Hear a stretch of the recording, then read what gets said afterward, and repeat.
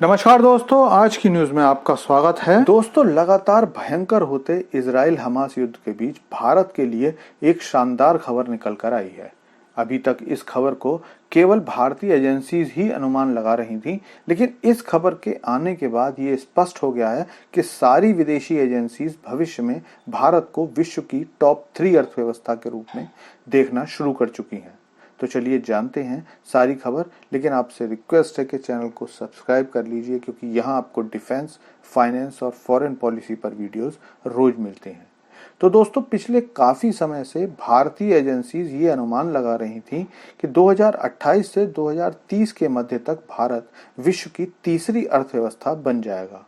यहाँ तक कि भारतीय प्रधानमंत्री नरेंद्र मोदी ने भी इस बात को पुरजोर तरीके से रखा था, लेकिन अब इस पर IMF ने भी मोहर लगा दी है। दरअसल इस खबर को देखिए, जिसमें कहा गया है कि अब तक जो 2028 से 2030 का समय माना जा रहा था, भारत उससे 2-3 साल पहले मतलब 2027-28 तक विश्व की तीसरी सबसे बड़ी अर्थव्यवस्था बन जाएगा। लेकिन ये सब होगा कैसे? क्योंकि अभी तो भारत 5वें नंबर पर है और उससे ऊपर जर्मनी और जापान है, जिनकी GDP क्रमशः 4.3 ट्रिलियन और 4.4 ट्रिलियन है। तो दोस्तों, आपको बता दूं कि IMF ने ये सारी चीजों को ध्यान में रखते हुए ही सारा अनुमान दिया है। दरअसल यूरोप की अर्थव्यवस्था लगातार नीचे की ओर जा रही है और यूरोप का पावर हाउस कहे जाने वाला जर्मनी भी इससे अछूता नहीं है।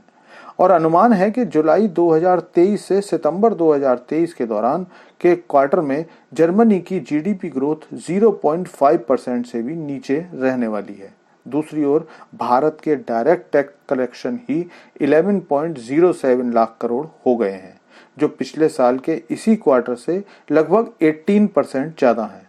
और अगर इसमें से 1.5 लाख करोड़ के रिफंड को भी घटा दें तो भी नेट डायरेक्ट टैक्स कलेक्शन 21.8% बढ़कर 9.57 लाख करोड़ हो गया है। और ये रकम पूरे साल के लिए तय किए गए अनुमान की 52.5% है।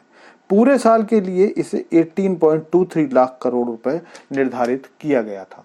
इसके अलावा भारत में लगातार आ रहे इन्वेस्टमेंट से भी IMF और भारत सरकार इस अचीवमेंट को जल्दी ही हासिल कर सकती है।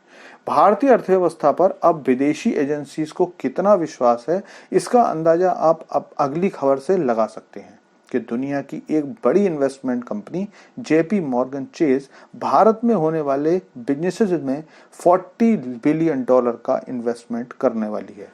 अगर 40 बिलियन को भारतीय रुपए में कन्वर्ट करें तो ये रकम लगभग 3,20,000 करोड़ रुपए होती है। अब ये सारी रकम सीधे शेयर मार्केट में तो नहीं जाएगी, बल्कि भारत के नए स्टार्टअप्स या पुरानी कंपनियों को दिए जाएंगे।